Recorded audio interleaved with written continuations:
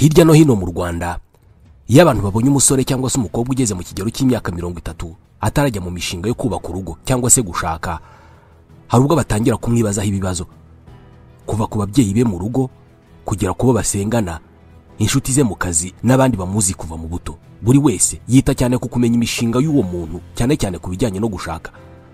Muri za quartier abantu batuye, abantu bibaza ikibura ngo umusore runaka ufite akazi ashaka umugore, ubundi hakibazwa umukobwa runaka atarakoranye imiryango n'inshuti ngabere ku musore bashobora kuzabana. Ibibazo nka ese bite ko ntacyo wibwira, none se uzadutumira ryari, ubu se umwaka utaha uzagusiga gutyo gusa. Ni bimwe mu bibazo abantu bageze mu kigero cy'imyaka 30 batarashaka cyangwa se batanabiteganya vuba bakunze kubazwa. Nyamara kuri benshi ibi ntabwo ari ibibazo byoroshye. Hari umuntu ushobora kuba yarashatse cyangwa yarashyingiwe afite imyaka 25 bikaba byarabaye mu myaka 20 ishize, gusa uyu munsi ntabwo bikibaho kenshi gushaka kuri iyi myaka. Igishobora kukugaragariza uburyo ibi bibazo by'igihe umuntu azashakira bibangamira ababibazwa, hari ubwo bibazwa afata ingamba zikomeye akaba yahitamo kujya yirinda guhura cyangwa se kuvugana n'umuntu azi ko akunze kumubaza ibibazo nk'ibyo ngibyo by'igihe azashingira urugo. Reka babikwepe ni mu gihe, kubera ko n'ubundi kenshi hari ubwo ubazwa ibi bibazo aba adafite ibisubizo bishobora gushimisha sosiyete cyangwa se ababimubaza. Ubuzima bwarahindutse kandi impinduka zazanye n'ubwo buzima bushya bw'ubusirimu ziragenda zikagera kure zikinjira mu buzima bwacu bwa buri munsi. Uyu munsi abanyarwanda barimo gushaka batinze kandi bakabyara abana bake kurusha uko byahoze mu myaka 20 ishize. Ntabwo ari byo gusa, kubera ko nko mu mwaka wa 2024 ubukwe bwakozwe mu Rwanda bwagabanutse ku kigero cy'9.5% ugereranije n'ubukwe bwari bwakozwe mu 2023. Niba bakora ubukwe cyangwa se abashyingiranwa bashobora kugabanuka, abubaka imiryango bakayubaka bakuze kurusha mbere, banayubaka bakabyara abana bake kurusha mbere, ibi ntabwo byaba biteye impungenge ku hazaza h'u Rwanda. Kuri benshi birashoboka gutekereza ko impamvu ituma abanyarwanda barimo kugabanya umubare w'abana babyara ifitanye isano no kuba u Rwanda ari igihugu gito mu buso, kandi ibi ni ukuri koko, kubera ko u Rwanda ruri mu bihugu bifite ubucucike bw'abaturage kurusha ibindi ku isi. Icyakora ubwo Perezida wa Repubulika Paul Kagame yari mu bikorwa byo kwiyamamaza mu karere ka Muhanga, yashishikarije abanyarwanda kubyara, avuga ko uko abanyarwanda bazaba bangana kose bazakwira mu Rwanda. Rero twiyubake, ari n'uwavuze hano ibikorwa bimwe bimaze kugera hirya no hino, baravuga gusa ngo mubyare mugwize, sibyo? Nababwira iki rwose? Rero icyo tuvuga ni uko baka u Rwanda rw'umuryango munini. U Rwanda rwitwa ko ari ruto mu buso bwarwo, ariko muri politiki ya FPR ntabwo ari ruto kuri ba nyirarwo uko baba bangana kose. Murabizi kera hariho politiki yavugaga ngo abari hanze bigumire hanze nk'impunzi kubera ko n'ubundi ntibafite aho bajya. Politiki ya FPR yarabihinduye. Nta muntu ukwiriye kuba impunzi. Buri munyarwanda wese ari uyu munsi umubare wacu ari mu myaka 20 iri imbere, umubare wacu uko uzaba ungana kose uzakwirwa mu Rwanda. Kugira ngo abantu bakwirwe mu gihugu nk'icyo Rwanda kitwa ko ari gito ndetse bagakwirwamo ari benshi birashoboka, ariko bifite icyo bisaba. Bisaba gukorera hamwe, gukora ibigezweho, kubikora neza. U Rwanda rugatunganirwa. Iyo u Rwanda rutunze, iyo u Rwanda rufite abarwo bafite ubumenyi, bafite amikoro, bagejejweho no gukora neza ibyo bakora, bafite guhahirana n'amahanga, bafite ibyo batwarayo, bafite n'ibyo bavanayo, urwo Rwanda rukwirwamo buri wese ukwiriye kuba rurimo. Kuri bamwe abanyarwanda koko bakwiriye kugabanya abana babyara kubera ubuto bw'igihugu. Leta y'u Rwanda kandi nayo yashyize imbaraga mu gufasha abifuza kubyara abana bake, ibegereza serivisi zo kuboneza urubyaro. U Rwanda ruri mu bihugu 5 bya mbere aho iyi gahunda yegerejwe abaturage ku kigero kiri hejuru mu bihugu byo munsi y'ubutayu bwa Sahara. Nibura abagore babarirwa muri 60% by'abagore bose mu gihugu bakoresha izi serivisi zo guteganya imbyaro mu Rwanda. Ariko se nanone ku butunzi bwa mbere bw'igihugu ari abantu bacyo, byashoboka ko abantu barimo kwihutira gukemura ikibazo cy'uyu munsi, ariko wenda bikazateza ikindi kibazo kizakomerera u Rwanda mu myaka 50 iri imbere. Reka tubigarukeho. Je nitwa Ismael Mwanafunzi.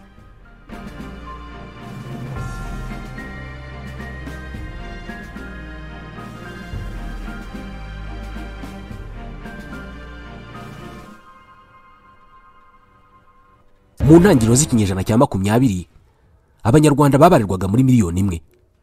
Nyuma y'imyaka 100 ubu turarenga miliyoni 14. Mu 2052 tuzaba turi miliyoni 23. Muri icyo gihe cyose ubutaka bw'u Rwanda ntabwo bwigeze bwiyongera. Ahatuye miliyoni 1 ubu hatuye abarenga miliyoni 14. Ubu bwiyongere bw'abantu kongeraho iterambere ry'igihugu byahinduye ubuzima bwacu, uko buhinduka bukarushaho no guhenda. Uko abantu biyongeraga kandi bakajya mu ishuri, ni nako barushagaho kwinjira mu migi, akaba ariho bajya gushakira ubuzima. Uyu munsi nibura abanyarwanda bangana na 27.9% batuye mu migi, ariko mu myaka 10 iri imbere uyu mubare uzikuba hafi kabiri, ugere kuri 52% by'abanyarwanda bazaba batuye mu migi mu 2035. Mu 2070 abanyarwanda barenga 70% bazaba batuye mu migi. Uko abanyarwanda benshi batura mu migi, ubuzima bwo muri iyo migi burushaho guhenda. Aba bakenera inzu zo guturamo n'ibyo kubatungira muri izo nzu. Uko babikenera ari benshi kandi bitaboneka ku gipimo bikenerwaho, birumvikana ibiciro birazamuka ku masoko. Ubushakashatsi butandukanye bwerekana ko izamuka ry'ibiciro by'ibibanza byikubye inshuro ziri hagati y'5 n'10 kuva mu 2010. Ibyo kandi ni nako byagenze ku biciro by'inzu zo gukodesha. Ku mpuzandengo uramutse ubariye ku izamuka ry'ibiciro rya 6% ku mwaka mu myaka 15 ishize, ubona ko ibiciro muri rusange byazamutseho ibirenga 150% ku mpuzandengo. Birumvikana imishahara nayo yagiye izamuka, inyungu ku bacuruzi nayo bibuko. Ibi iyo bijyanye n'izamuka ry'ubukungu bw'igihugu ntacyo biba bitwaye, kandi ubu bukungu bwazamutse ku kigero cyiza, kubera ko nibura mu myaka 20 ishize ubukungu bw'u Rwanda bwazamukaga ku mpuzandengo y'8% ku mwaka, nk'uko ikigo cy'igihugu kibarurisha mibare kibigaragaza. Gusa ku rundi ruhande, uko ubuzima burushaho guhenda, binatuma abantu barushaho kwigengesera no kwitondera ibyemezo bikomeye bashobora gufata mu buzima bwabo. Kimwe mu byemezo bikomeye birimo kwitonderwa cyane uyu munsi no gushinga urugo. Gushinga urugo ntabwo ari umushinga w'abato, ni ikintu gisaba kwitonda ugakora imibare yisumbuye. Nk'ubu ku bantu benshi inzu bari batuyemo bibana ntabwo ari bakomeza guturamo iyo bamaze kubaka urugo. Na nyuma yo kubana, iyo muri abantu babiri ntabwo mukenera inzu nini nk'iyo muzakenera muri abantu 4. Ubwo ni nyuma yo kubyara abana 2. Mu myaka yashize uburezi bw'abana ntabwo ari ikintu cyahabwaga agaciro cyane. Uyu munsi kwishyurira umwana mu mashuri y'ikiburamwaka bishobora guhenda kurusha no kwishyura kaminuza. Muri make uko ubuzima buhenda burushaho no gukenera amafaranga menshi. Ntabwo amafaranga ariyo yonyine yubaka urugo, niko bavuga, ariko nanone akagira uruhare rukomeye cyane mu gutuma urugo rugira ubuzima bwiza. Kubona ayo mafaranga nabyo ntabwo ari ikintu cyoroshye, ibi twese turabizi. Kuyashaka no kuyagwiza cyangwa se kugira amafaranga ahagije ashobora gutunga umuryango ntabwo ari ikintu cyoroshye ko ari we wese. Ukurikije ibitekerezo by'abantu haba ku mbuga nkoranyambaga no mu biganiro ushobora kugirana nabo, iyi ni imwe mu mpamvu abanyarwanda cyane cyane abatuye mu murwa mukuru Kigali batinda gushinga ingo. Mu 2023 mu Rwanda hakozwe ubukwe burenga 57,880. Gusa mu 2024 habaye ubukwe burenga 52,878. Igabanuka ryabayeho ni 9.5%. Ku mpuzandengo icyiciro cy'imyaka abanyarwanda benshi bashyingirirwaho ni hagati y'imyaka 25 na 29. Ni ukuvuga ko abantu bari muri iyi myaka ari bo benshi bashyingirwa ku mpuzandengo y'igihugu. Icyakora mu mujyi wa Kigali ntabwo ariko bimeze. Icyiciro cyiganjemo abashyingirwa cyane ni abari hagati y'imyaka 30 na 34, nk'uko ubushakashatsi ku mibereho y'abanyarwanda bwabigaragaje. Ibi bishimangira ko abanyarwanda by'umwihariko abanyakigali barimo gushinga imiryango bakuze kurushaho. Uko umuntu ashaka kuze cyane cyane umugore, bimugabanyiriza amahirwe yo kubyara abana benshi. Ku rwego rw'igihugu umugore umwe abarirwa kubyara abana 3.6. Icyakora mu mujyi wa Kigali umugore umwe abarirwa abana 3 gusa. Muri make, mu mpamvu zituma abanyakigali babyara abana bake ugeranije n'impuzandengo y'igihugu cyose, ushatse washyiramo ko bashyingirwa batinze. Abana umugore w'umunyarwandakazi abyara ntabwo bahindutse cyane mu myaka, kubera ko bavuye kuri 4.5 mu 2010 bagera kuri 3.6 mu 2024. Ni igabanuka rya 18.2%. Muri Afurika yo munsi y'ubutayu bwa Sahara abanyarwanda bari mu babyara abana bake, kubera ko impuzandengo y'ibihugu biri muri iki gice n'abana 4.3 ku mugore umwe. N'ahandi henshi muri Afurika abana umugore umwe abyara barimo kugenda bagabanuka, gusa mu Rwanda bagabanuka ku muvuduko uruta gato impuzandengo y'abandi bagore bo ku mugabane wa Afurika. Impamvu ikomeye yafashije abanyarwanda kugabanya umubare w'abana babyara ni ikoreshwa ry'uburyo bwo kuboneza urubyaro cyangwa se guteganya imbyaro, aho nibura ababarirwa muri 60% by'abanyarwandakazi bubatse bakoresha uburyo bwo guteganya imbyaro bugezweho, modern contraceptives. U Rwanda ruza mu bihugu 5 bya mbere muri Afurika mu gukoresha ubu buryo, kandi rugashimirwa imbaraga rwashyize mu kugeza uburyo bwo kuboneza urubyaro kuri benshi. Kuba abo mu mujyi wa Kigali babugeraho byoroshye kurusha abagore batuye mu byaro nayo n'indi mpamvu babyara abana bake. Ku rundi ruhande, amadini nayo agira uruhare rukomeye cyane mu kugena ingano y'abana umugore w'umunyarwandakazi abarirwa. Abanyarwanda bakunda Imana cyane kubera ko nibura hejuru ya 92% n'abakristo. Mu bakristo naho harimo ibyiciro byinshi, kuva ku bakatolike bagize 39%, abapantekote bo muri ADPR bagize 21.3%, abaprotestani bagize 14.6%, abadventiste b'umunsi wa karindwi bagize 12.2%, abayisilamu bagize 2%, abahamya ba Yehova bagize 0.7% n'abandi. Buri cyiciro muri ibi byose tuvuze gifite uko cyemera ibijyanye no kuboneza urubyaro, ibituma abagore basengera muri kimwe muri ibyo byiciro bashobora kubyara kurusha abandi. Nk'ubu muri rusange abagore bo muri Kiliziya Gatolika babyara abana 3.5 ku mugore umwe. Imwe mu mpamvu zibitera ni uko abagore bo muri iryo dini bakoresha uburyo bwo kuboneza urubyaro bitabagoye, kabone n'ubwo idini ryabo ritabishyigikira, nk'uko byagaragajwe n'ubushakashatsi bwa Uwayezu kuri iyi ngingo. Ubushakashatsi bwakozwe mu 2009. Abagore bo mu madini y'abaprotestani nibo babyara abana benshi, aho umugore umwe abarirwa abana 3.8. Ibi bikajyana n'uko abagore bafite iyo myemerere badakunze gukoresha uburyo bwo kuboneza urubyaro. Abagore bo mu bahamya ba Yehova bo babyara abana 3 gusa, bari munsi y'impuzandengo y'igihugu y'abana 3.6 ku mugore umwe. Uko abanyarwanda benshi bazarushaho gutura mu mijyi mu myaka iri imbere, umubare w'abana umugore w'umunyarwandakazi abyara uzarushaho n'ubundi kugabanuka. Magingo aya abanyarwanda batuye mu mijyi ni 27.9%. Icyakora iyo urebye ku cyiciro cy'abanyarwanda batuye mu mijyi cyane, ubona ko uko abagore bazarushaho gutura mu mijyi mu bihe biri imbere, ari nako abana babyara bazagabanuka.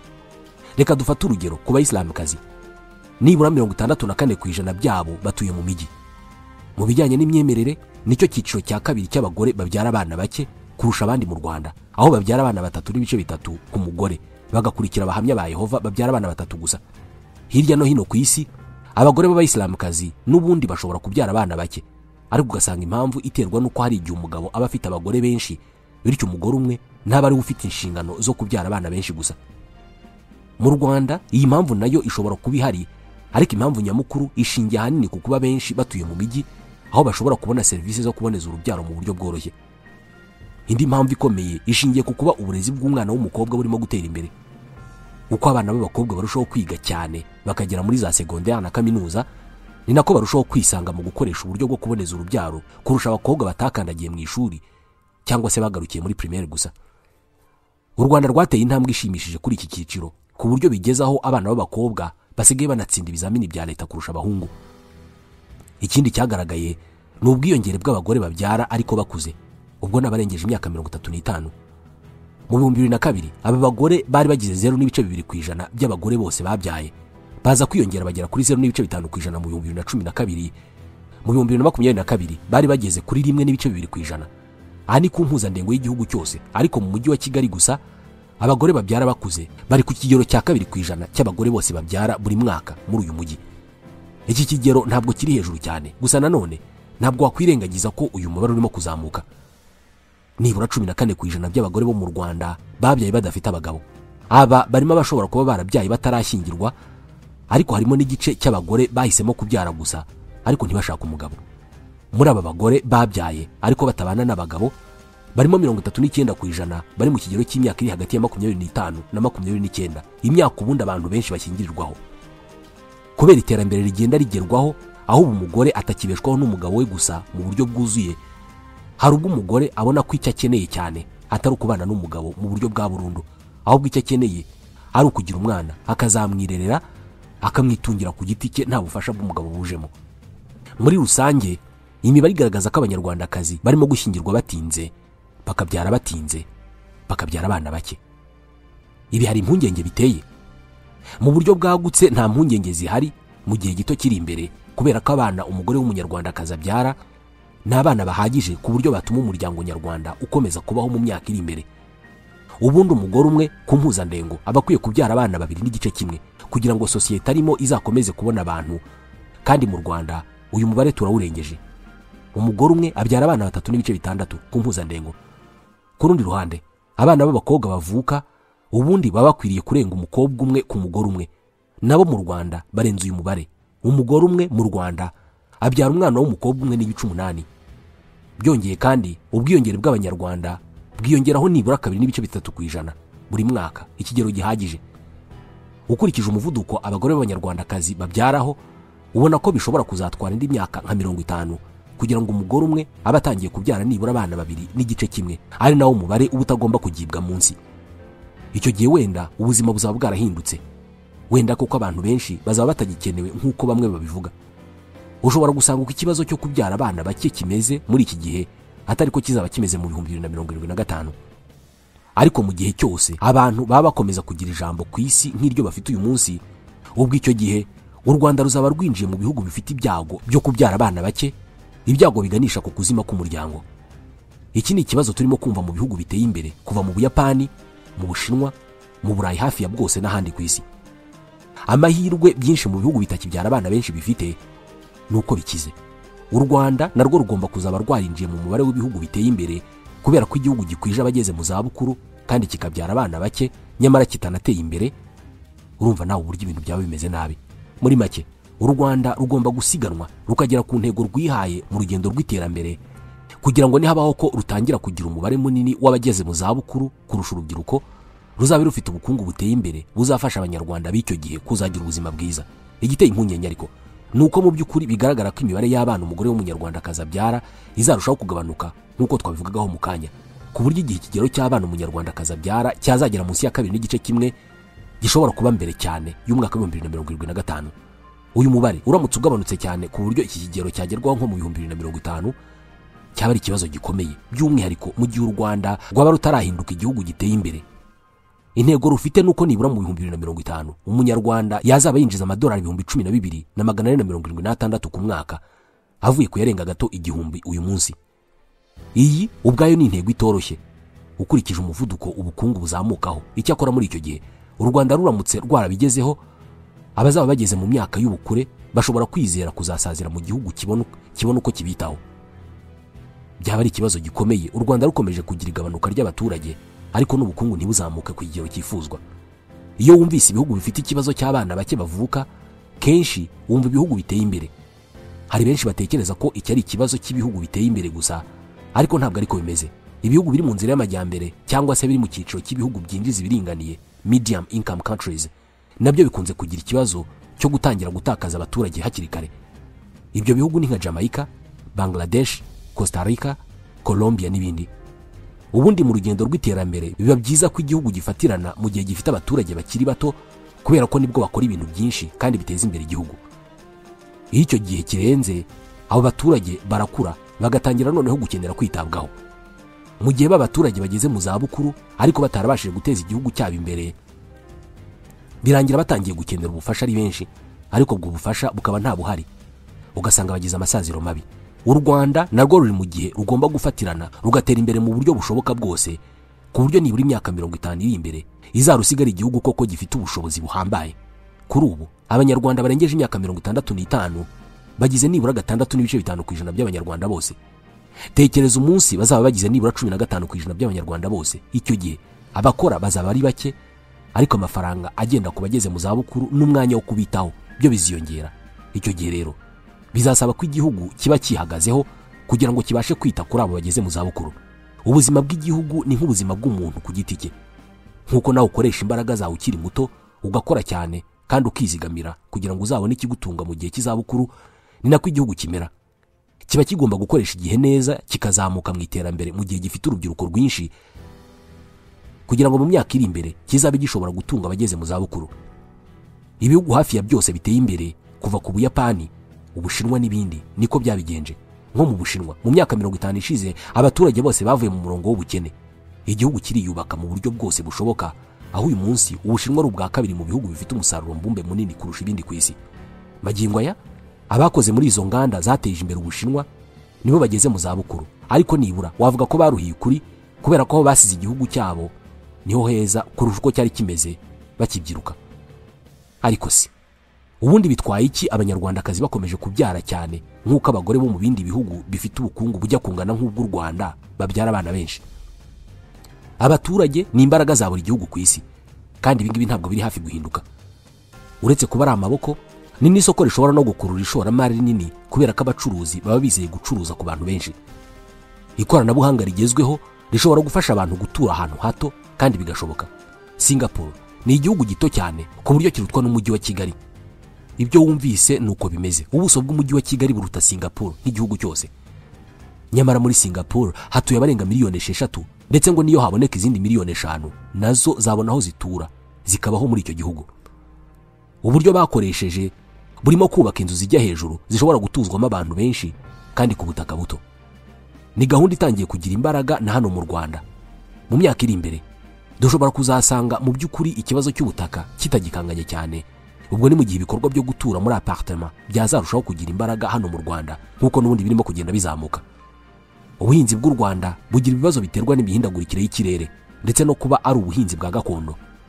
Ariko se mu gihe ibikorwa byo kuhira bizashyirwamo imbaraga ku buryo ahera gatoni imwe kuri hegitare hazera toni 10 nk'uko bigenda mu bindi bihugu, ubwo ikibazo cyo kwihaza mu biribwa ntigishobora kuzaba kibonewe umuti burundu. Niba Israel ihinga mu butayu ikabona byinshi mu biryo ikenera ndetse ibindi ikabigurisha hanze, ni gute igihugu cyera nk'u Rwanda kitazagera kuri urwo rwego mu bihe biri imbere? Ibi dushobora kuzaba turi hano ngo tubirebe. Ni naho dusoje iki kiganiro. Nitwa Ismael Mwanafunzi. Ndabashimiye.